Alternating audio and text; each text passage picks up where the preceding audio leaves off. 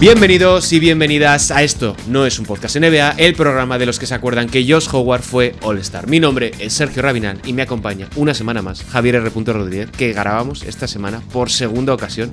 En tu caso yo te diría que esto es explotación laboral, en el mío te diría que es un viernes cualquiera.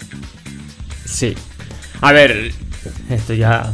No, a la audiencia no tengo que darle las disculpas, pero sí, si notáis a Sergio un poco más a bien a grado normal, es culpa mía, que no le dejé grabar en nuestro horario laboral. Por unas putas migrañas. Pero ponemos bien, ¿qué tal andas? Bueno, voy yendo, no me puedo quejar, contento. Recomendando a la gente que tenemos... Yo hago más cosas aparte de esto, hago 3 millones de podcasts en Gigantes y uno de ellos es Gigantes Daily y lo podéis escuchar. Y lo segundo, voy a aprovechar este momento para recordarle, lo primero, al que ganó el primer concurso, que era el MC Wolfenstein o algo, que como no respondió, corrimos lista. Y lo segundo, al segundo que ganó el concurso, por el amor de Dios, que responda. Que nos dé sus datos, que es que parece que hayamos hecho una estafa piramidal, porque a los dos les hemos contactado, hemos respondido y hemos mencionado en nuestras redes. Pero chico, si nadie responde, ¿qué vamos a hacer? Te envío ya a ti la guía si quieres, Javi. Queda demostrado una vez más que no tenemos una audiencia real, sino que es un ejército de bots que hemos pagado para tener números. Y claro, los bots no van a contestar. Bueno, como los del orden mundial de las elecciones estadounidenses, que no sé si lo viste, que estuvieron en YouTube durante todo el periodo de elecciones de Estados Unidos y tenían como 4.000 usuarios simultáneos en YouTube y veías un comentario como cada 10 minutos. Ah, puede ser, porque yo por ejemplo que soy un asiduo consumidor de Twitch, tanto para el tema podcast como para sobre todo el tema LOL, igual no he puesto un comentario en un canal de Twitch en mi puta vida. Claro, pero eso es diferente. Pero en Twitch ya sabes que cuando tienes 4.000 personas, la peña está dándole todo el rato al comentario. Sí, puede ser, pero digo, depende del público también que tengas, porque si tienes una audiencia de chavales de 14 años que estás jugando a Minecraft o lo que sea, pues igual comentan más. Si estás con un podcast del orden mundial, pues seguramente lo estás haciendo mientras trabajas o mientras haces cualquier otra cosa. Era para pegarles un palito. Ha empezado bien los Celtics este año de temporada, más allá de que hayan perdido 2 partidos donde no ha jugado nadie. Sí. Para sacar el temita un poco. A ver, sí, es lo esperable. Ayer, porque como soy un puto friki, está haciendo el promedio, va en el mismo promedio del año pasado, de victorias, derrotas. Ha jodido un poco la de Golden State Warriors por el simple hecho de que te han ganado las finales hace un par de años y de que Steve Kerr es un cretino. Pero oye, mira, muy contento porque ha aprendido a entrenar. Te lo juro, tengo cierta parte de admiración hacia Steve Kerr ahora mismo. Porque un hombre que no pone a Jason Tatum durante los Juegos Olímpicos y que sus excusas son no sé cómo utilizarlo y la segunda, la rotación es la que es, coge, se planta en el TD Garden y le pone 2 hombres de manera continua a Jason Tatum, que digo, coño, cómo usarlo no, pero cómo frenarlo sí. Y en el primer cuarto pone a 11 jugadores. Digo, coño, si también has aprendido a hacer rotaciones. Es un odio tan profundo que solo puedo quitarme el sombrero y aplaudir. Digo, muy bien. Es maravilloso este hombre, la verdad es que lo único que hace es hacerte rabiar. Pero es que encima no se cansó el mozo de vacaciones en París, es que te hizo un favor. Sí, me la ha traído cabreado, que eso está bien. De hecho, ya te digo, más allá de Jokic, que, hostia, sí que hablamos un poquito antes de lanzarnos, porque es un tema que me cabrea mucho. Sí. Lo puse ayer en Twitter. Tú puedes ser cualquier franquicia de la historia y coger un jugador diferencial. Y lo que hacemos, tienes 7 años para armar... No voy a poner siempre el caso de los Utah Jazz, que es al que siempre se le va, pero bueno, tú puedes tener esa suerte de coger un jugador y que el jugador, por ejemplo, explote muy pronto, con lo cual no tiene rondas para armar algo a su alrededor, o que simplemente no puedas atraer agentes libres porque eres un mercado de puta mierda. Efectivamente. Pero cuando eres Denver, consigues a Jokic, y no solo consigues a Jokic, sino que haces las cosas bien para que te dé un anillo. Y lo consigues. Y lo consigues, y te quedas en una posición cómoda, porque no es que estuviese en un Second Apron, ni había Apron de aquella. Pero es así, y empiezas tú, de manera voluntaria, a desmantelar el equipo, y ahora estás viendo a Jokic, que es un tío 3 veces MVP, y que está jugando el mejor básquet de su vida, que puede ganar el sol a cualquier equipo, que es lo que estamos dando esta temporada, y ver que a su alrededor no hay nada, tiene que ser una... Si a mí me frustra como espectador neutral, para el aficionado de los Denver Nuggets, los 6 que habrá, tiene que estar quemando cosas. A mí me toca la polla porque o sea, ver a este Jokic me molesta mucho. Porque Jokic no tiene que estar haciendo esto. O sea, es que lo decía el otro día en el programa. Es que marque 30 y pico puntos, que baje 20 rebotes y que reparta 20 asistencias en un 6 de noviembre, que fue cuando creo que hizo el partido contra los Thunder, pues no es lo normal. No es lo normal y no es lo que debería estar sucediendo. A mí me toca bastante la moral porque han decidido tomar un camino que es estúpido. Porque sí, tienen el equipo completamente construido alrededor del draft, ¿vale? Peyton Watson tiene muy buena pinta, Julian Strouder tiene buena pinta, Christian Brown 3/4 de lo mismo. Pero ¿dónde vas? ¿Dónde vas con esos a competir contra Oklahoma City Thunder? ¿Dónde vas contra unos Dallas Mavericks? Y eso que ahora los Minnesota Timberwolves se han puesto un C4 en los cimientos, pero vamos. Claro, es que no es el caso que tuviese una plantilla ultra hipercara como la de los Boston Celtics, que tienes los dos mayores máximos de la historia, literalmente, y luego encima tienes a los acompañamientos cobrando sus buenos 25 o 30 millones. Vale, entiendo que eso es sostenible entre 2 temporadas, pero es que es una plantilla que no era cara y las son tacaños, son tacaños. Bueno, hoy volvamos al tema de lo que vamos a hablar, que la gente ya lo sabe evidentemente por el titular, porque saben leer, tenemos una audiencia que tiene una gran comprensión lectora y destaca por ello, no como en otros programas, pero en este episodio número 36 añadimos un programa más a nuestro serial histórico, alrededor de la historia, vale la redundancia, de la liga, dedicado a todas y cada una de las décadas que ha habido a lo largo de estos años en la NBA. Lo tenéis en nuestros diferentes perfiles, hemos ido desde los años 40 y 50, 60, 70, 80, por desgracia a los 90, que es el que más le gusta a la gente, Javi, y ahora por fin llegamos a los años 2000, cruzamos el umbral del siglo XX, empezamos una década que es absolutamente terrible, de la que hay que hablar y a la que la gente le encanta. Hoy, en esto, no es un podcast NBA, hablamos de la década de los 2000. Arrancamos. I mean, listen, we talking about practice. Not a game. We talking about practice. Did you call bank? I call game. They do have a timeout. Decide not to use it. Curry, way downtown. Bang! Bang! Oh, what a shot from Curry! That happens.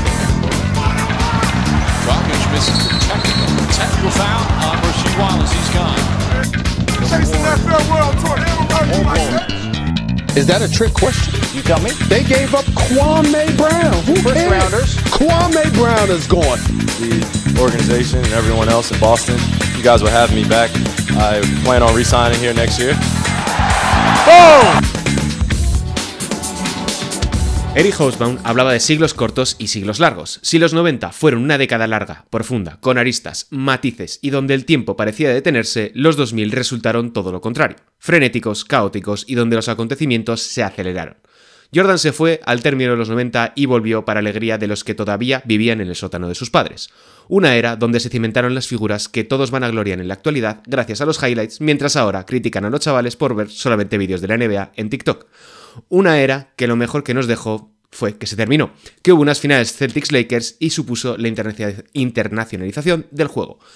Javi, hablamos de los 2000 y esto es como ir al banco. En mi caso, ninguno de los dos quiere hacerlo, es necesario y al mismo tiempo es incómodo. Le he echado mucha mierda a esta década, cierto es. De hecho que durante todos los seriales creo que no hubo ni uno solo en el que no hubiese un pequeño palito a esta década, pero preparando el podcast y demás, me ha pasado como con los 70. Son décadas de transición y precisamente por ser décadas de transición son tan bonitas en matices. Porque una mierda. No, sí. Porque, por ejemplo, cualquier otra década, de nuevo, quitando las de transición, las puedes englobar en 2-3 términos. 80 Larry Bird, 90 Jordan, los 60 los vale. Celtics. Los 2000 no hay por dónde cojones agarrarla. No, pues no tienes una sola cosa que la defina. Te lo compro. Y porque Jordan se va justo antes. LeBron, aunque llega al principio de la década, todo lo que es su eclosión no llega hasta el final de la misma. El juego empieza la década con el juego completamente virado en lo que hemos comentado muchas veces del desastre, el caos provocado por los Pistons y potenciado por Parrail y demás. Sí, pero claro, la estadística avanzada no llega hasta el siguiente. Es una época de transición y a mí, por ejemplo, tú como historiador también, son las épocas más jodidas de analizar, cualquier época de transición, porque de nuevo no tienes un esquema mental tan riguroso o tan rígido como en otras décadas, pero a veces están tan llenas de matices, tan llenas de anomalías, de cosas extrañas. Coño, tenemos el peor draft de la historia para comenzar esta década. Tenemos los miles de proyectos del futuro Jordan. Hay tantas cosas aquí que dices, no sé. Una vez que me he puesto, también la tengo cierto cariño porque es la década en la que me enamoré de esta liga, sí. tirando de ¿Tú clichés. en qué año empezaste? No te voy a decir, a ver, porque ver ya sabemos que es una cosa muy difícil cuando empiezas a esto, pero ¿en qué año empezaste a seguir la NBA? El año no lo sé que es el año de... creo que es 2004, pero es el año en el que ¿Sí? los Boston Celtics draftean a Tony Allen. Vale, es un añito antes que yo, porque ya empecé en el 2005. Sí. Porque estaba Ricky Davis, creo que acaban de traspasar a Gary Payton y todo esto, o sea, buen año. Que me parece interesante y estaba reflexionando mientras lo estabas comentando de que esta década casi te permite analizarlo en trienios, porque tienes del 2000 al 2002 un poquito de Segunda República. Qué puto asco. Del 2000 al sexenio democrático, trienio, no sé qué. Joder. Hostia, qué escalofríos. Bueno, pero por aquí, tú. Sí. Bueno, eso. Te permite del 2000 al 2002 tienes al trienio de los Lakers, del 2003 al 2006 tienes el desastre absoluto, que son los Pistons, los Spurs, y ya la apoteosis de Pat Riley ganando el último anillo con Miami Heat, con un equipo de absolutos terroristas. Del 2007 al 2010 yo te diría que es el ascenso de LeBron contemporáneo con el auge de los super equipos, porque tienes los Boston Celtics, tienes los Lakers y en su momento también unos Cavaliers que cada año te plantaban a una estrella con la que querían juntar a LeBron. Del 10 al 13 es el dominio absoluto de LeBron James. Bueno, ya calla, ahí ya me he ido. Bueno, Sí, ya ahí está. ya te has ido. Ya estamos planteando el siguiente esto, pero yo creo que es una década que te permite de trienios. Y dentro de esos trienios te permite hablar de cuestiones muy importantes, como son el tema de lo que le tenemos apuntado, tema de la cultura, tema de escándalos deportivos, tema de internacionalización de la liga. O sea, muchísimos matices que en ese sentido sí que te doy la mano, pero como espectador, como persona a la que le gusta ver cómo se mete una pelota naranja por un aro naranja, es una de las peores épocas de la historia de la NBA. Sí, pero como esto no es un podcast de NBA, todo lo que pasa en la cancha es horrible, pero coño, tienes muchas cosas por fuera. No sé, ¿por dónde quieres empezar? ¿Podemos empezar a hablar de Jordan? ¿Podemos empezar hablando de...? Sí, yo te diría empezar a hablar de Jordan porque por eso decía el tema de los siglos cortos, siglos largos, porque si bien Jordan se retira en el 98... Yo creo que se puede englobar los años 2000 desde la 98-99, que es la del lockout, hasta evidentemente el anillo de los Lakers, que es del 2009, que es cuando cerramos década. O sea, pero yo sí que empezaría hablando de Jordan porque nos permite después bajarlo un poco a, bueno, todo lo que viene después de cambio generacional, LeBron James, highlights. Sí, es que lo de Jordan, más allá de la figura de Jordan, a mí me parece muy significativo porque produce una cosa. O sea, es cuando hoy tienes una figura tan masiva, o tienes un acontecimiento tan masivo como es el caso de Michael Jordan en la NBA y todo lo que supuso, que analizamos en el podcast anterior, cuando esta figura desaparece, pasa una cosa muy... Vamos, que está comprobada en muchos ámbitos, ya te digo, desde la televisión al cine, a las series, a lo que tú absolutamente quieras, que es que hay un gran público que desaparece. Y de hecho, la desaparición o la retirada de Jordan, entre comillas, no vamos a hablar de Washington, supone un cambio generacional en el público que ve la NBA. Entonces, hay mucha gente que eso lo ha visto por Jordan y le pasa. A mí me pasó, por ejemplo, cuando se retiró Messi, cuando Messi se fue del Barça, más allá de los Juegos Olímpicos, yo estuve 4 años sin ver fútbol porque no me interesa. Ya he visto al mejor, no, ya que tiene vínculos emocionales. Se va, no tengo nada que hacer aquí. Y claro, esto supone justo no solo un cambio generacional en el público de la NBA, sino que esto es muy importante porque uno, es gigantesco por la misma figura de Jordan, y lo segundo porque el público que llega coincide con el otro gran fenómeno que marca a principios del siglo, que es la expansión y el desarrollo de Internet. Con lo cual tienes a una generación Z a principios de los millennials que están o llegando o acabando de aterrizar en la NBA, que sus métodos de comunicación, que su manera de entender el deporte, la cultura, etcétera, es muy distinto a todo lo anterior que, como ya analizamos en muchos podcasts, pues está en tu revista semanal, en tu periódico diario, etcétera. Es que ahora es cuando comienza una comunicación, nos vamos a poner un poquito catedráticos, pero eso es cuando empieza una comunicación bidireccional, es decir, tú y yo somos dos fans de la NBA y hablamos. Ahora hablamos a través de una llamada, antes se hablaba por un foro o se hablaba por correos electrónicos, me lo estoy inventando porque era muy pequeño. Pero antes tú tenías tus revistas, tu televisión, tú recibías un mensaje, lo asumías y te lo quedabas o lo comentabas con tus redes sociales, de verdad, no las de ahora. Y eso genera que, lo que tú decías, en el momento en el que desaparece Jordan, entramos en otra nueva época, que coinciden muchísimas cosas. Yo aquí me había apuntado que a todo momento de fin de una hegemonía cultural como fue la de Jordan le viene un vacío existencial tremendo. Y lo que hablabas tú al principio de la introducción, empiezan a surgir los nuevos Jordan. O sea, todos los jugadores que destacan mínimamente y tienen un físico más o menos parecido, miden en 1,98, juegan de puesto de 2, son el nuevo Jordan. Acuérdate, Jerry Stackhouse, los anteriores, Isaiah Minor, sí creo que Isaiah Minor, Isaiah Ryder, perdón.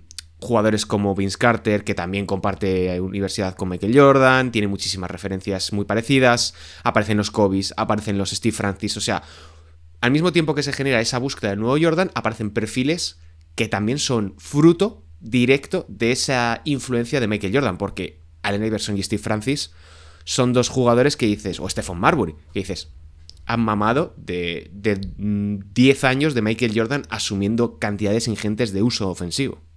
Sí, ¿no? Y luego ves a jugadores reconociendo que han moldeado todo su estilo de juego, no en plan de como por mucho que Jordan se diga que su referencia era Dr. J y tal cual, pero bueno, él es una especie de jugador adaptando de estudiar sus capacidades, un millón de cosas que hablar.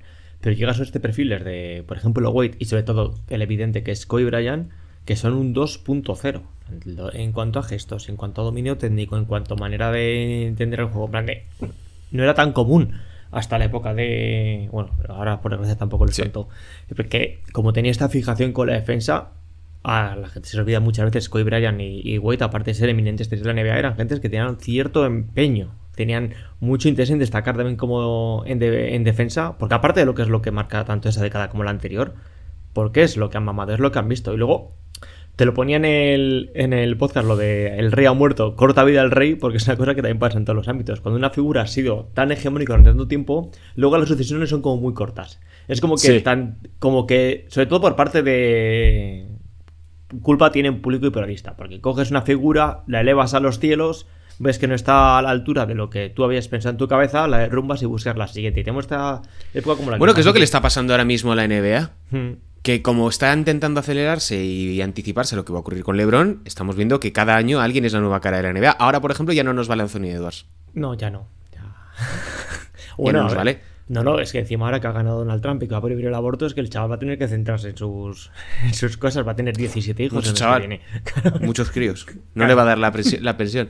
Pero bueno, yo creo que, centrándonos un poco en el tema de los trienios, creo que este primer trienio, que es en el que vuelve Jordan y se va al mismo tiempo, que es cuando ascienden Los Ángeles Lakers, pasa un poco como con los Bulls de los 90, que jugaban, digamos, tan bien, porque a poco que te los hayas puesto, sabes que era un equipo que daba gusto verlo, más allá de que te guste Phil Jackson, que te parezca que Shaquille O'Neal tendría que haber estado vetado de la NBA, sabes que es un equipo que al menos entendía bien este básquet. Claro, cuando te vas a conjuntos como los San Antonio Spurs, como los New York Knicks, como los Detroit Pistons que tú decías antes, pues es para echarse a temblar. O los Houston Rockets o los Philadelphia 76ers de Allen Iverson y de Kemba Mutombo, eran equipos terroríficos. Y aquí solo se salvan de la quema, yo creo que los Sacramento Kings, los New Jersey Nets, que son unos eternos olvidados de este periodo, y evidentemente los Lakers. Sí, encima es lo que te decía, es que es una época muy, muy rica en matices, porque tienes a Los Ángeles Lakers con el dominio absoluto de Shaquille O'Neal, pero claro, ahí se producen, en ese equipo, se dan tres fenómenos que van a marcar muchos ámbitos de la siguiente década, o que son testimonio de lo que pasa hasta ahora. Tienes al último, hasta el momento, luego ya vendrá Wembanyama a decir lo que sea, tienes al último gran gigante al que ha odiado la liga, en el sentido de no puedes hacer absolutamente nada contra Shaquille O'Neal. Por otro lado tienes a Kobe, que es un personaje que va a marcar junto a Garnett y alguna cosilla más todo el final de, oye, se acabó el llegar directamente desde el instituto. Recoges cosas del anterior siglo, por así decirlo. Sí. Que es que pues todo el tema del triángulo ofensivo, la mística y las mierdas de Phil Jackson. Pero sobre todo, que es una cosa que creo que en ocasiones se descuida, ese equipo se forma porque Shaquille O'Neal sale a la agencia libre. Y para mí esto es el pistoletazo de salida. No tanto para los jugadores de entender, vale, yo ahora creo que tengo cierta situación de poder para decir hacia dónde quiero ir y forzar la mano a mi equipo, sino que tienes la realización por parte de las franquicias de, oye, si voy liberando un poquitillo de espacio tal cual, quizás el día de mañana puedo hacerme con un gran jugador, que es una cosa que hasta el momento de Shaquille O'Neal ha habido antecedentes. Sí. Kareem Abdul-Jabbar no es agente libre, pero fuerza la mano para el traspaso. Tienes el caso de Dominic Wilkins a los Celtics como agente libre, pero está completamente Moses acabado. Malone, que es el primer gran agente libre de la historia, Exacto. etcétera.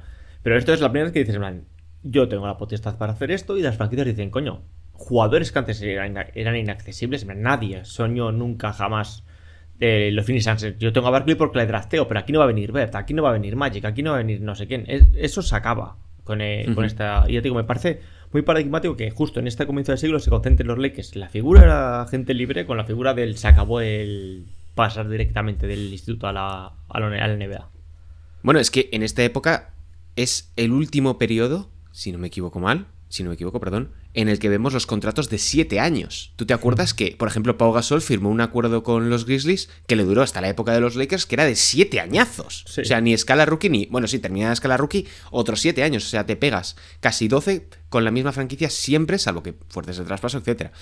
Y hay un punto importante y por lo que a mí personalmente esta década no me gusta, y es la cuestión del juego, porque a mí verdaderamente es lo que más me importa. Me he sacado unos datos para poner un poquito a la gente en contexto, y tú lo ponías porque les estamos espantando, y mucha gente está diciendo, no, esta década es la leche porque tiene a Allen Iverson, yo he visto muchos highlights de Jason Williams y es el mejor jugador de la historia. Bueno, he visto los 13 puntos de McGrady en 30 segundos. Claro, he visto los 13 puntos de McGrady. No me preguntes por el resto del partido, no me preguntes lo aburrido que era ver jugar al resto de los Houston Rockets, pero bueno. 3 de las 10 temporadas con peor ratio ofensivo ocurren en los 2000. 3 de las 10. El resto son o años de lockout o bien años 70, lo cual ahí lo dejamos. Pero 6 de las 10 temporadas de toda la historia de la NBA con el ritmo más bajo son de los años 2000. 6 de las 10 son de los años 2000. Y si quitas el lockout, son 7 de 10. O sea, porque el lockout del 98-99 apenas se juegan 50 partidos, es una temporada Mickey Mouse. Bueno. Y otro dato clave que te traigo. Desde la absorción de la ABA en el año 76-77, el peor dato de acierto en tiros de campo es 43,7, que es el año del lockout. Pero el siguiente es 43,9, que es el año 2004. Este es un momento muy importante en la historia de la NBA, los principios de los años 2000, porque la liga decide tomar cartas en el asunto, decide que esto se va a acabar, que hay que remediar de alguna manera este atrincheramiento del juego que ha producido en los años 90 y la sistematización e interiorización de ciertas prácticas del juego. Y, como ya sabemos, y hablamos de hecho en el anterior episodio, se toman importantes y cruciales cambios, se realizan importantes y cruciales cambios que nos llevan a este escenario que ha potenciado una revolución ofensiva porque se han entendido bien las normas.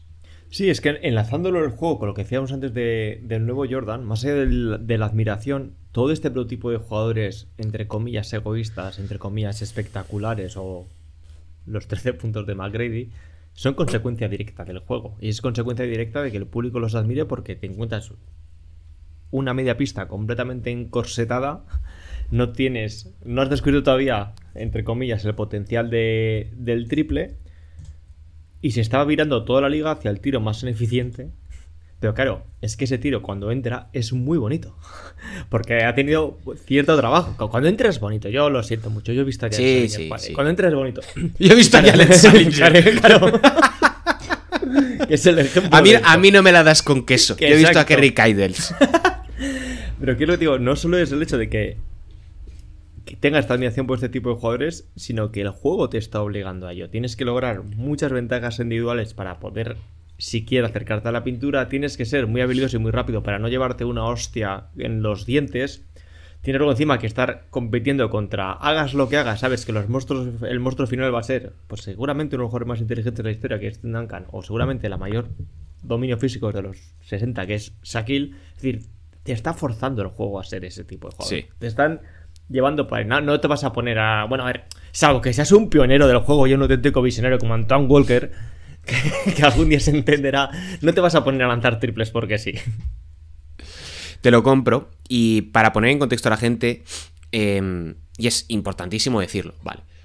A principios de los años 2000, David Stern toma la decisión de cortar por lo sano, tratar de remediar esta situación a nivel de juego, porque eran conscientes, sabían la realidad de lo que había una vez se fuese Michael Jordan. Sabían que en el momento en el que desapareciese Jordan, de que se fuera el gran mito, la liga iba a sufrir era evidente, iba a sufrir una regresión lógica. La cuestión era tratar de salvar el juego.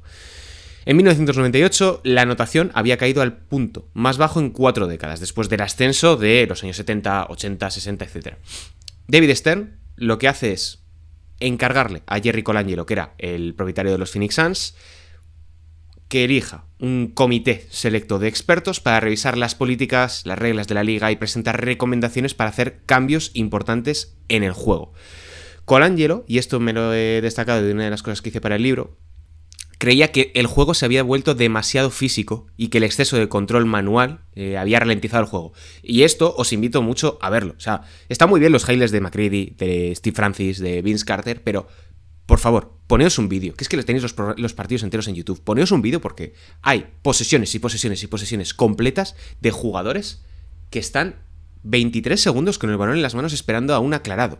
Un aclarado osteno. O sea, mucha coña con James Harden, mucha coña con este tipo de jugadores o Trae Young, pero es que son un chiste comparado con lo de principios de los años 2000. O sea, es un chiste. Tú te acuerdas de Paul Pierce, del primer Paul Pierce antes de que llegue Doc Rivers. Eso era escandaloso, era magnífico de ver, pero era un dolor si eras un aficionado.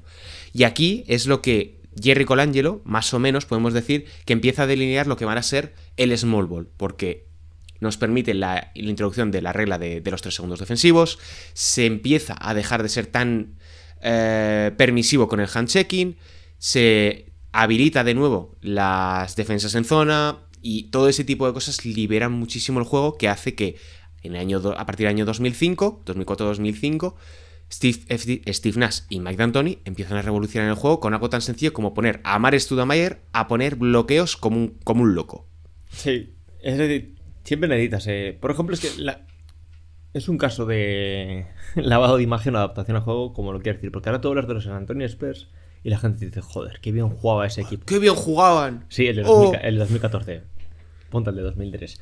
Y es que... Ponte el de 2007. ¿Cómo ganan a los Cleveland Cavaliers? Que dices, eso era hormigón armado. Sí, sí. Pobre Daniel Gibson. Y es el equipo, digo... Y por eso siempre que se hablan de los equipos que no ganan, pero te marcan una época, te hacen el con el fútbol y aquella Holanda de la naranja mecánica, estos Suns no ganan, porque no ganan. No ganan porque les roba la NBA. Y esto hay que decirlo. Claro, todo. No ganan porque la NBA les roba con el partido contra los Spurs. A mí no, yo de esta no me olvido. Y también a los pobres Sacramento Kings, no te jode, pero no vamos a hablar de ella ahora. Joder, es que mira, que hacer una falta con los dientes al codo de Cody, es que, bueno, en fin, da igual. Pero son paradigma porque es la primera vez que ves eso en 3 décadas. Ese jugar a 7 segundos, el fast break, es decir, simplemente te pongo un bloqueo, vamos para adelante ya, o me la continúas y la bajo, o te la juegas tú, porque eres un gran lanzador, pionero del... Y fíjate lo importantísimo de que, oye tú, Javi, que 3 puntos valen más que 2, ¿eh? Ojo, Ojo esa reunión, ¿eh? De decir, chicos, tengo la solución definitiva. Vamos a hacer que los jugadores tiren triples. Y eso que de aquella tenía que ser más evidente, porque ahora dices, bueno, claro, es que es un 40% de 3 o un 60% de 2, pero claro, es que de aquella de 2 se metía aún mucho menos porque tenías que jugarte un fadeaway o tenías que irte de 3. Pero bueno, es una revelación y se ha señalado mucho, no es una cosa que sea desconocida, pero poner a aquellos Suns como ejemplo, como bastión, es paradigmático precisamente por eso. Y de hecho, la NBA, que ya sabemos todos que tonta no es, que la NBA tonta no es, sabe lo que te vende. Y David Stern hace todo este comité, sabe lo que busca y de repente se encuentra con esos dos y dice en plan, ¡buah! ¿Sabes lo que sería la polla? 2 MVPs para Steve Nash. Y ponemos el foco en esto. Decimos, esto... Claro, es que es un puto genio, te lo juro. No me gusta que en conspiraciones, pero me gusta porque eso solo demostraría que es más genio, que no hay nada que es casualidad. Dices, coño, quiero abrir el juego y me encuentro en la época de mayor internacionalización de la historia hasta el momento. Un par de MVPs a este canadiense aquí con Berlín de viento que está haciendo... Está ensanchándome las canchas, que bien entraba. Kobe no. Bueno, Kobe ya sabemos que en el año 2003 no ocurrió nada en un hotel de Colorado. Nada. Cosas que... Nada. Que pasaron.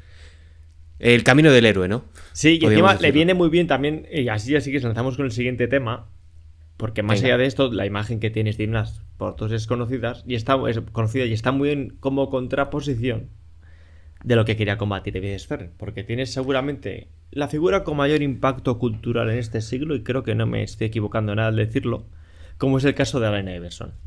Que es, por un lado, paradigma de todo el juego que estamos hablando anteriormente, de este Hero Ball, de este el equipo soy yo, como el que dice el Estado soy yo, pero a la vez, con su carisma y con sus maneras, no le gustaba mucho a David Stern que llegasen vestidos de cierta manera, que tuviesen ciertas actitudes, y es esta época en la que se dice siempre que las estrellas de la NBA sueñan con ser raperos y los raperos sueñan con ser estrellas de la NBA. Qué maravilla, qué bien lo has metido. Es una figura muy interesante la de Allen Iverson, que más de una ocasión tú y yo creo que lo hemos hablado, y yo lo he puesto en algún que otro artículo. Es un jugador cultural. O sea, es un jugador que más allá de lo que hiciese en el juego, estamos hablando de alguien que cambia completamente la manera de entender lo que es todo lo que rodea a la NBA. Genera un movimiento cultural. Cultural o contracultural. Y al mismo tiempo estamos hablando de un jugador que lo tenía aquí abierto los datos.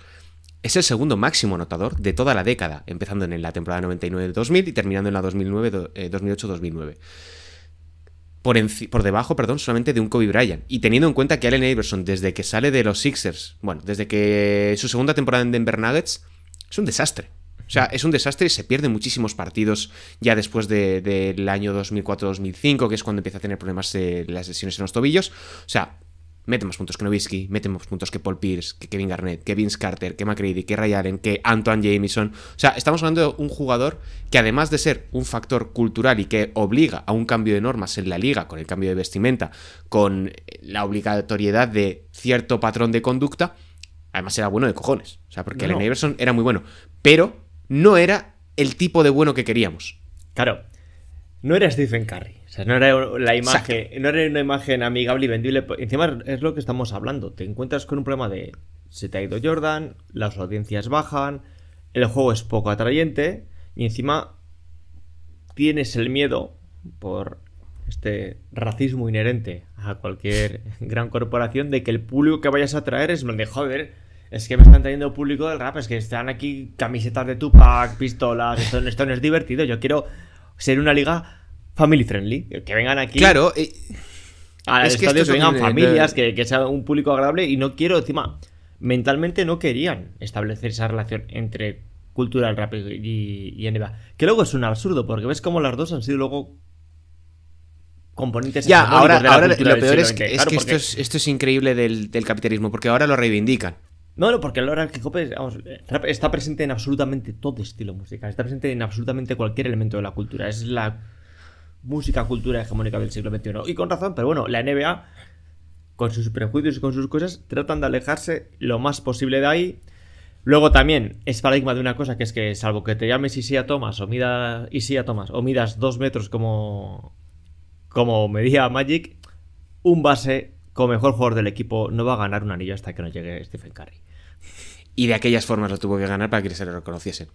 Una de estas cosas importantes de lo que estamos hablando, relacionado bastante con el tema de Allen Iverson, yo lo he titulado aquí El Palace y la dictadura Stern. ¿Por qué? Sabemos que en noviembre creo del año 2004, ahora me bailan un poco las fechas, Ron Artest se china de sobremanera y decide cruzar una barrera que solamente estaba permitido para los países de Europa del Este y algunos lugares de Inglaterra, y decide liarse a golpes contra el ilustrado y el respetable del Palace de Auburn Hills de Detroit, dejando una de las estampas más reprochables y al mismo tiempo más graciosas. Si lo miras con perspectiva, yo lo veo y me echo unas cuantas risas. Se me ocurre, es muy gracioso, ¿vale?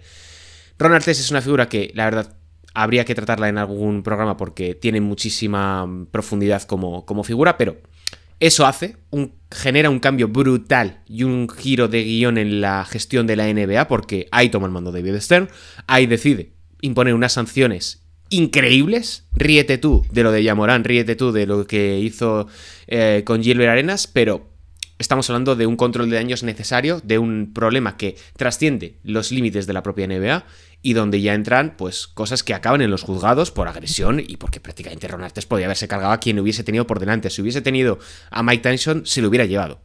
Yo hace un par de años, leyendo una de las mejores obras literarias que ha producido el deporte en español, que es Dios, Patria, Rey, llegué a una conclusión, me monté una película en mi cabeza, que es que David Stern, aparte de que es más listo que un demonio, y que todo dictador, siempre, cuando pasan los años, en los últimos coletazos de su poder, es cuando más estricto y más severo se vuelve, de nuevo, era listo como un demonio. Y yo creo que este paralelismo que he tirado al principio del programa, de época de transición, enlazándolo directamente con los 70, sí.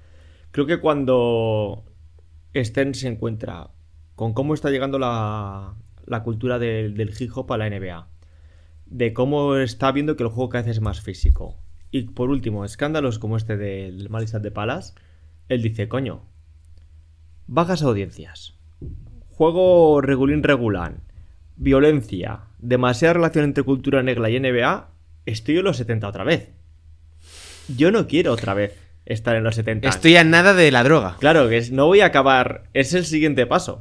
No me quedo. Aunque bueno, no sé si escuchaste el otro día el podcast del amigo Jeff T, pero dijo alguna cosa. A ver, tampoco nos vamos a llevar las manos a la cabeza con que los jugadores le dan a la mandanga. Sí, pero bueno. Y claro, él que es utilizado como un demonio, yo creo que él, en su cabeza, y porque aparte es parte de sus pesadillas, porque es cuando él llega a la NBA, hace literalmente todo lo que está en su mano para evitar eso, para evitar esa relación y para frenarlo. Y como todo lo que tiene en su mano es toda la puta liga, porque claro, en los 2000 es cuando es el rey del mundo, es cuando definitivamente esa liga que cogió hecha a pedazos. Es que, perdona Javi que te interrumpa, sí, pero es que lo que consiguen tras el lockout del año 99 es una paz tremenda como no ha vivido la NBA en términos de negocio, en términos de tal, porque los jugadores están muertos a nivel de negociación colectiva, los dueños están a la cabeza del mundo porque tienen un límite salarial, que es un límite salarial de verdad, no como lo que había ocurrido anteriormente, y tenía todo pacificado. El problema es que se le salen las ovejas del claro, es que y luego, sobre todo, la parte económica, que es lo importante. Tenías franquicias que se estaban vendiendo por 40, 30 kilos en los 80 y de repente, pues cuando compran los Celtics ya la compran, si no me equivoco, ya son 400 kilos. Ya estamos hablando de que casi han multiplicado por 10 el valor de las franquicias. Está en la puta cima del mundo, porque eso es su obra, eso lo ha hecho él. A ver quién le dice nada y dice, ahora que tengo todo el poder en mis manos, voy a hacer todo lo posible para evitar lo que yo considero que es una relación con los años 70. Y oye, al rey lo que es el rey le sale de cojones. Porque luego porque esto sí se habla muy poco, pero leí hace años un artículo muy, muy interesante sobre el tema, que por mucho que sea una decisión casposa solo posible en la mente de un anciano, que es el hecho de decir poner un código de vestimenta, y que los jugadores reaccionaron de manera feroz en contra, porque hubo declaraciones fuertes y encima con razón para los jugadores, ha pasado el tiempo. Y es que hasta la puta razón la tenía Stern, porque luego la gente que no es tonta dice, coño, si la entrada al vestuario se puede convertir de repente en un desfile de moda, vamos a convertir a los jugadores de la NBA en putos iconos de eso. Y ves, llegando a acuerdos con marcas, acuerdos... Claro. Hacen el imperio de los putos cascos, estos que son más malos que el veneno, los Beats. Se fundamenta en en el pasillo de la NBA y dices... Bueno, pues de nuevo, pues vale, Stern, ten razón siempre, haz lo que te salga de los cojones. ¿Qué quieres que haga? Tenía razón hasta cuando decidió morirse, ¿no? Sí, no, es que de hecho, en la década de los 2000 se podría llamar así perfectamente. David Stern tenía razón. Bueno, otro de los puntos importantes, mira, sobre el tema de la internalización, que es un poco relacionado con lo que estás diciendo. Se ha hablado muchísimo a lo largo de estos últimos años. Es un tema tan manido que a mí personalmente me aburre. Ya sé que Dirk Nowitzki era muy bueno, ya sé que Blade Divac era buenísimo de narices. O sea, ya está. Ya sé que Pau Gasol inventó el baloncesto. No había baloncesto antes de Pau Gasol. Pero hay una parte de la internalización que se pasa muy por encima, que es cómo la NBA remata su relación con China. Porque parece una chorrada. O sea, el hecho de que, bueno, pues viene Yao Ming y es el mejor jugador del draft y lo ponemos aquí y, oye, mira, pues hay muchos chinos que les interesa el baloncesto. No. O sea, esta relación de la NBA con China viene de muchísimo más atrás. Viene de los años 80, evidentemente, de David Stern, de relaciones internacionales con el gobierno chino. Incluso antes del periodo de Larry O'Brien, con los Washington, con los Baltimore Bullets. No sé si estaban en Washington o eran en Baltimore, creo que ya estaban en Washington, pero bueno, da igual. Al caso, este es un periodo en el que se asienta la internalización de la liga a nivel mercantil. Es decir, es cuando se abre a mercados completamente nuevos, pero no ya de, pues ahora te pueden ver en Mongolia o te pueden ver en Turkmenistán, sino que ahora realmente hay inversores de todas partes del mundo. Es cuando aparecen los Prokhorov, es cuando aparecen los inversores chinos de verdad, cuando empiezas a ver que hay una fluidez de capital a todos los niveles dentro de la NBA. Y ojo, que parece que es fantástico ver que te entra el dinero de China y tal. Ojo que en Estados Unidos que te entre o que tengas acuerdos muy serios con el Partido Comunista Chino no está tan bien visto. Y la NBA tuvo que soportar una cantidad de críticas bastante importantes y tragar unos muy buenos sapos para elevar el negocio a unas cantidades ingentes, que es lo que permite el acuerdo televisivo de 2007, el acuerdo televisivo posterior de después del lockout, o sea, es decir, momentos que explican que ahora mismo estemos donde estamos y la recesión que se va a venir en la NBA. Sí, de hecho, por la parte de los jugadores, me parece, aparte porque se ha hablado mucho, comprarse el libro de Gonzalo, que es una enciclopedia. Ya está, sí, de esto, sí. Invasión o Victoria, ya está. Victoria, ya está. No voy a hacer ni siquiera el esfuerzo de enumerar o dar mis opiniones. Leed a Gonzalo y ya está. Que es de nuevo. Por culo. Si el resumen de la década de Red Dead tenía razón, el resumen de este podcast es leed a Gonzalo. Esto es un hipervínculo en el capítulo que aparece en azul en Wikipedia. Invasión o Victoria, ya está. Sí. Check. Pero claro, más aparte desde el punto de vista de la pasta, tienes el punto de vista de que el otro gran orgullo o la gran herramienta de propaganda de la NBA que tuvo en sus manos, que fue el equipo de Estados Unidos, el equipo olímpico, se le empieza a caer el juguete. Porque claro, si estamos teniendo a los jugadores internacionales a la NBA, es porque igual también son buenos por ahí. Y nosotros estamos aquí justamente asumidos en el baloncesto más egoísta que se ha visto desde hace 40 años. Eso se va a trasladar al Team USA. Y encima tienes jugadores. Tienes un mal juego, tienes jugadores muy pagadores de sí mismo. Tienes a gente que directamente suda de ir al equipo olímpico, y no hablemos ya de mundiales. Mientras que fuera está viendo un germen de absolutamente todo lo contrario. Tienes los mismos esquemas, valores, estilo de juego tradicionales, pero tienes jugadores que te pueden Es la dar crisis de la socialdemocracia, Javier. Sí. Es que, puta, con el muro de Berlín se nos fue todo a tomar por culo. Y aquí, de nuevo, el señor dice: la internalización ha sido divertida, pero vamos a sentar las bases, que esto no está guay. Y de nuevo, es lo que hemos dicho siempre, jugadores extranjeros ha habido prácticamente siempre de manera continua hacia 20 años. Esta es la primera vez. Sí, porque se olvida mucho que Canadá también es un país extranjero, claro, dentro de Estados Unidos. No, y has tenido... Pareces... Ya has tenido casos más o menos testimoniales, pues, Fernando Martín, a Petrovic, pues ahí tienes un espectro, sí, o a Kukoc tienes un espectro de todo lo que quieras. Lleva habiendo 20 años jugadores en la NBA. La primera vez es que estos jugadores están ganando MVPs. Estos jugadores están siendo estrellas de equipos ganadores. O sea, no... Exacto. Claro, tienes a el segundo mejor equipo de la década, o el mejor para quien quiera, que son los Spurs. Tienes una gran presencia internacional. Y es cuando de repente muchos equipos, porque los Spurs son punto de inicio de todo esto que hablamos de internacionalización, no solo por la apuesta que hacen, sino porque los equipos se pueden dar cuenta de, coño, igual es interesante tener un scouting en Europa. Igual es interesante porque, coño, estos con una ronda 30 y pico y una ronda 40 no sé cuántos han sacado dos tíos que, hostia, putos Hall of Famers han ganado 4 anillos. Y es cuando dices, ese punto de los Spurs cuando te sirve para decir, vale, ahora de repente tienes un campus de chavales sub-16 en Europa en la que hay 3 scouts de la NBA. Digo, pues aparte, chapo a los Spurs que lo vieron antes que nadie. Mira, sobre esto solamente te voy a añadir que el mejor ejemplo de todo esto son los Toronto Raptors, porque el éxito se lo llevan los San Antonio Spurs, pero son un equipo, por ejemplo, los Raptors de mediados de los 2000 que tienen Rason Sterovic, José Manuel Calderón, Rocco Lenny Jukic, Pape Sou, Jorge Garbajosa, Anthony Parker, que no es europeo, pero se pega media vida en Europa. Es decir, esa conexión con Beno Udrich, que me acaba de venir a la mente, esa conexión con el otro lado del mundo es muy importante, aunque luego no tuvieran éxito, porque con esos jugadores, sí, pero claro, no puedes llegar a mucho más. Pero es decir, por el caso de los Spurs no solo es paradigmático por eso, sino por el hecho de quién era ese mejor jugador americano de ese equipo. Claro, pues que Tim Duncan no es estadounidense. Claro, no es estadounidense. ¿Quién es el mejor jugador estadounidense de los Spurs? ¿El cuarto de la plantilla? Nassar Mohamed o...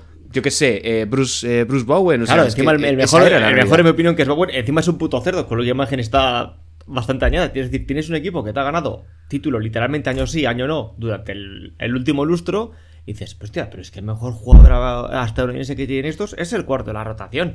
Aquí está pasando algo. Pues digo, hombre, que para Mira, mí el caso de los Spurs es sí. en la punta de lanza de todo eso.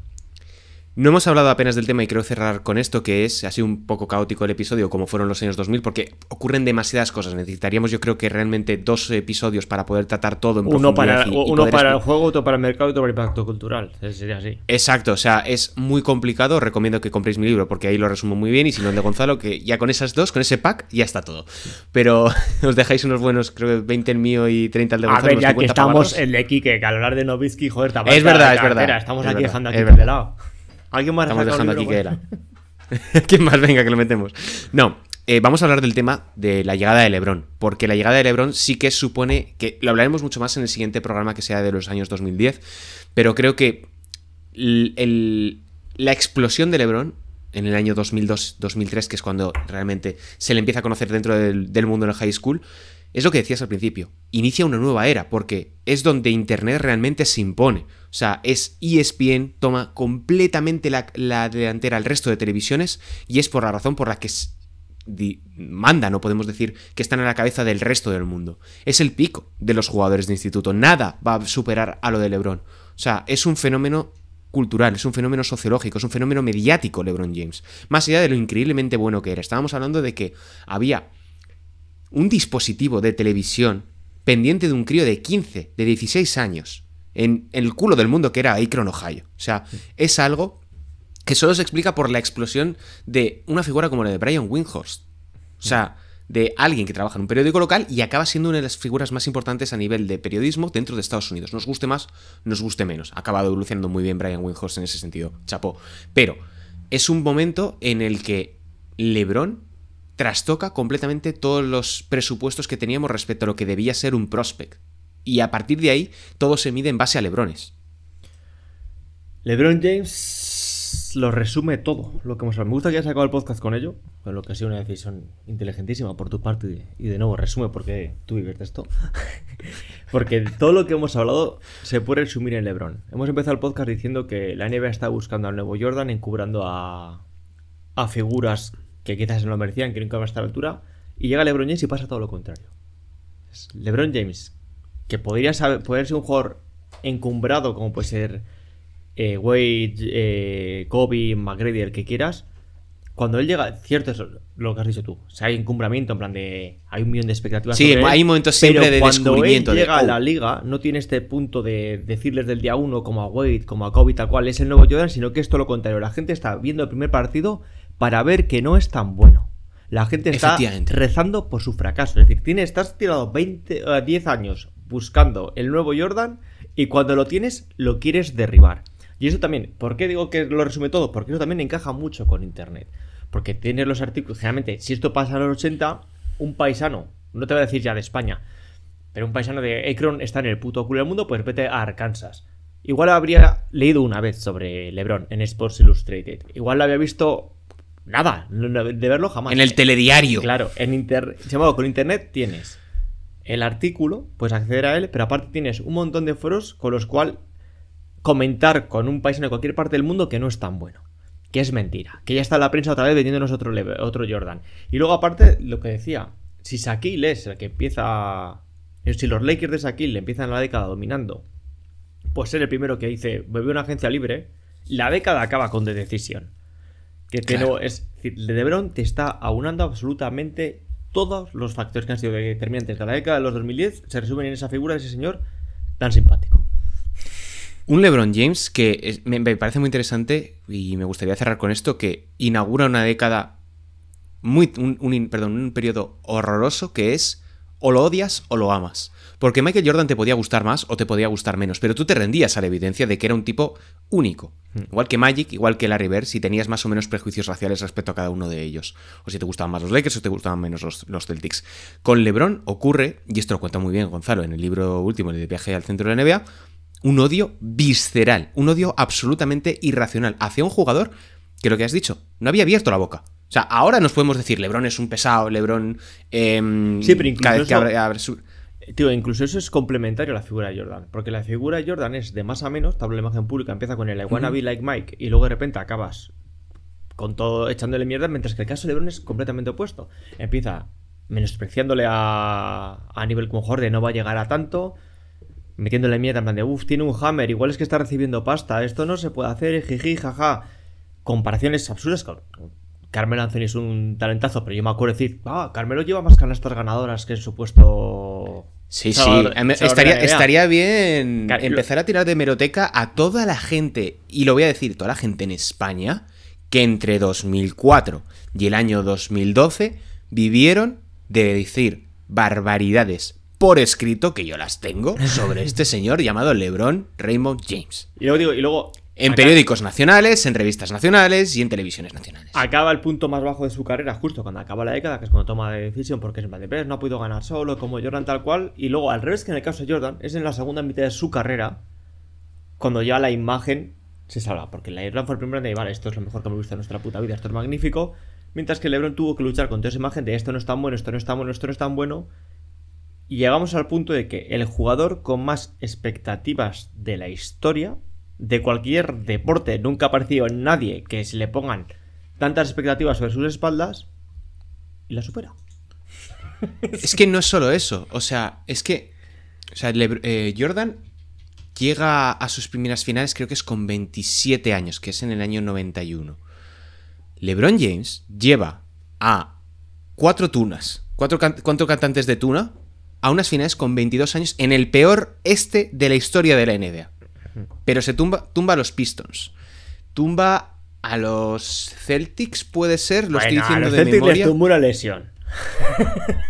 No, te estoy hablando del año 2007. Perdón. Los Celtics en el 2007 eran el peor equipo de la NBA. Sí, es verdad. No. A los Wizards, a los New Jersey Nets, que ojo con esos Nets, que venían de hacer muy buenas temporadas, y a los Pistons, que eran el equipo de referencia en esa conferencia Y evidentemente les barren unos San Antonio Spurs que eran cemento armado. Pero estamos hablando de un tipo que con 22 años, con Daniel Gibson, con Larry Hughes, con jugadores que nadie recuerda. Zirgunas Ilgauskas, ese sí, evidentemente, pero estamos hablando de un tipo que la historia le ha permitido disfrutar del reconocimiento que merece, pero que entre el año 2003 y el año 2012 era un auténtico apestado. No, yo eso te lo cuento. Y parece extraño decirlo. No, yo como parte activa de ese apestamiento. Porque yo todo lo que pude en foros y en comentarios de marca que pude colaboré. Esto que estás diciendo tú y que ahora es evidente. De decir, hostia, que ha cogido a sus primos y a 2 perros que había en el pueblo y le ha ganado a los Pistons que acaban de ser campeones hace un par de temporadas, que se han planificado en las finales de la NBA. Eso que es a todas luces meritorio. Yo con 17 años y con mi hijo, la inmensa mayoría de internet, lo vimos como una demostración más de que este tío no podía. ¿Pero en cuántas finales ha perdido Jordan? ¿Tú ves a Jordan perdiendo unas finales? ¿Tú le ves a Jordan perdiendo unas finales? Ni de puta coña. O sea, tú ves a Shaquille perdiendo unas finales. ¿De qué estamos hablando? Chico, que no. Y Larry Bird las perdían entre ellos. Pero matado, ¿contra quién empatado? ¿Qué me estás contando? Pues no sé, pues igual contra el mejor equipo de la década, contra el mejor jugador de su posición de la puta década, contra el mejor entrenador de la historia, y él está con 2 colegas. Pues eso es lo que ha perdido. ¿Es meritorio o no? ¿Qué cojones? Estoy un flipado. Ese era el discurso. Nos quedamos con esto, nos quedamos con este cierre de episodio. Sabemos que nos hemos dejado muchísimas cosas. Repetimos, esta década es súper densa, da para mucho. Yo, por ejemplo, me he dejado de comentar el tema del escándalo de los árbitros de Tim Donahue, otras tantas conspiraciones, el regreso de la creación de los super equipos con los Celtics. Claro, justo. Exacto, o sea, es un periodo que permite muchísimas cosas de las que hablar. Ya sabemos que este programa da para lo que da, no nos vamos a pegar aquí 2 horas porque no tenemos ningún patrocinador, y si queréis patrocinarnos, nuestro correo electrónico está aquí abajo. Recibimos propuestas muy interesantes, salvo de apuestas deportivas, porque si por nosotros fuese, las prohibiríamos y meteríamos a todo el mundo en la cárcel.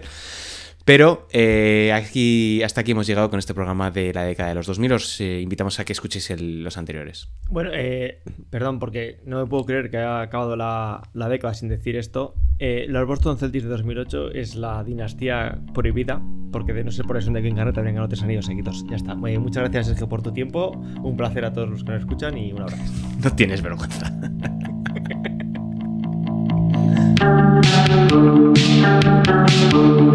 Thank you.